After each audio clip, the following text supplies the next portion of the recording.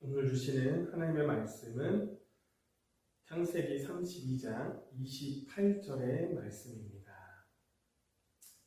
제가 봉독합니다. 그가 이르되 네 이름을 다시는 야곱이라 부를 것이 아니요 이스라엘이라 부를 것이니라. 이는 네가 하나님과 및 사람들과 겨루어 이겼음이니라. 아멘.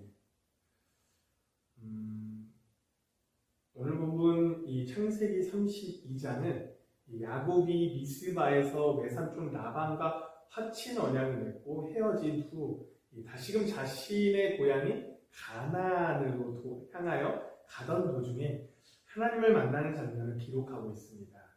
그리고 이 야곱은 필연적으로 치러야 하는 이 형 에서와의 만남을 대비하는 야곱의 모습을 담고 있는데요.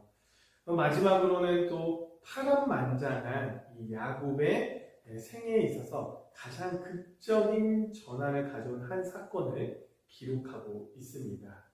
바로 야복 나루에서 어떤 사람과 씨름하여 이기고 이스라엘이라는 새로운 이름을 얻은 사건을 오늘 본문에 기록하고 있습니다. 그리고 그것은 야곱에게 단순히 이름을 바꾸는 정도가 아니라 하나님 안에서 승리와 축복이 가득한 삶, 이 가득 찬 삶으로 변화하는 과정을, 변화하는 결과를 가져준 사건이기도 합니다. 절망과 위기의 순간에서 승리자로 변화한 이 야곱, 그 변화의 동기가 된 이 야복나루에서의 어떤 사람과 씨름하는 모습을 보여주는 말씀이 우리에게 전하고자 하는 은혜가 무엇인지 오늘 함께 여러분과 나누기를 원합니다. 22절을 보면 야곱은 모든 식솔들을 데리고 야복나루를 건너게 합니다.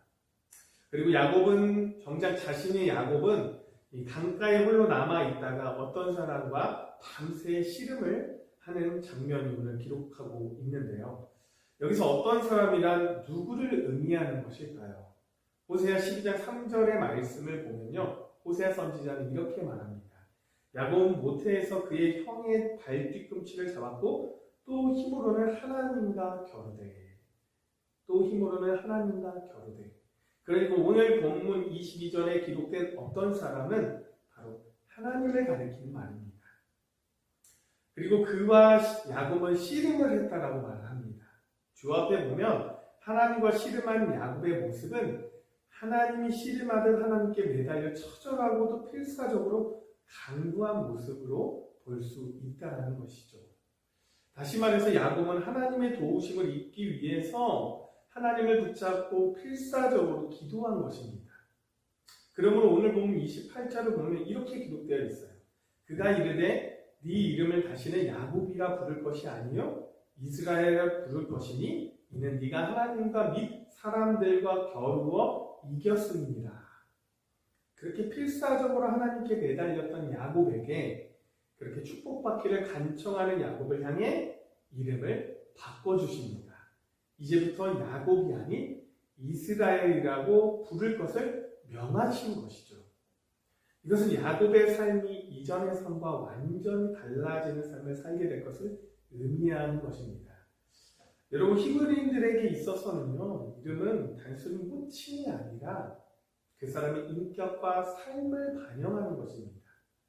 그래서 하나님이 야곱의 이름을 바꿔주신 것은 야곱의 인격과 삶이 완전히 바뀌게 되고 또한 바뀌어야 할 것을 의미하는 것입니다. 예전의 이름, 야곱이라는 이름은 발뒤꿈치를 잡다 또는 남을 속이다라는 뜻을 가지고 있습니다. 야곱의 이름처럼 과거 야곱의 삶은요, 형과 아비를 속이고 남의 것을 가로채서 자신의 욕심을 채우는 그런 삶이었어요. 그러나 하나님은요, 야곱에게 하나님과 겨루어 이겼다라는 뜻을 가진 이스라엘이라는 이름을 지어줌으로써 이제는 야곱은 하나님과 싸워 승리한 것처럼 세상을 향해 죄악과 싸워 믿음으로 승리하는 자로 살게 되었던 것입니다.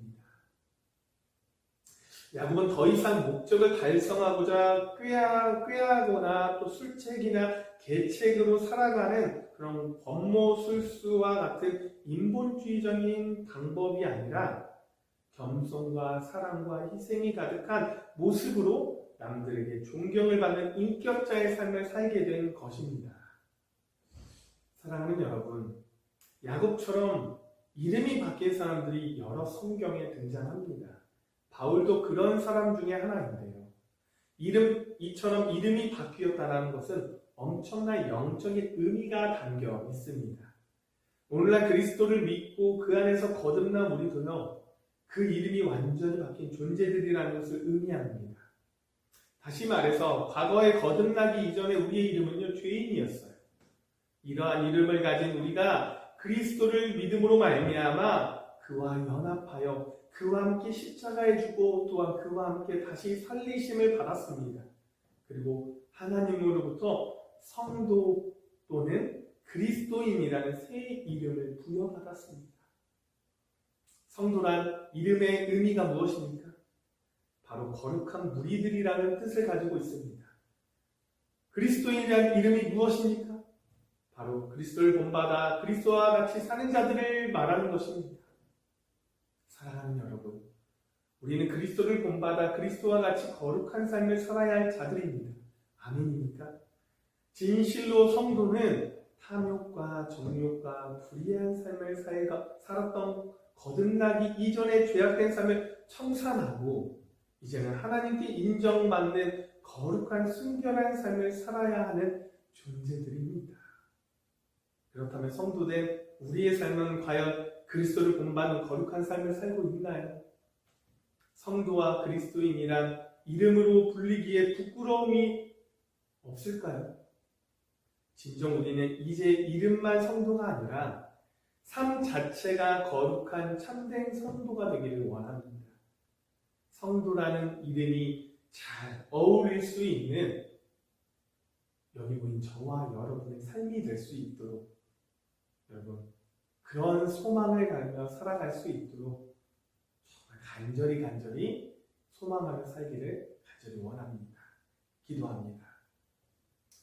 사랑이 충만하신 하나님 아버지, 하루의 첫 시간을 주님께 드리며 예배하게 하심을 너무나도 감사합니다. 죄인의 이름으로 살았던 우리를 주님의 은혜로 그리스도인이라는 이름을 얻게 하심을 우리가 잊지 않게 하여 주시옵소서. 그리스도라는 성도라는 이름을 주신 그 주님의 은혜를 매일 기억하여 오직 주님의 뜻을 위해 매일 살아갈 수 있도록 우리의 삶을 역사하여 주시옵소서. 이 모든 말씀 예수 그리스도의 이름으로 기도합니다. 아멘.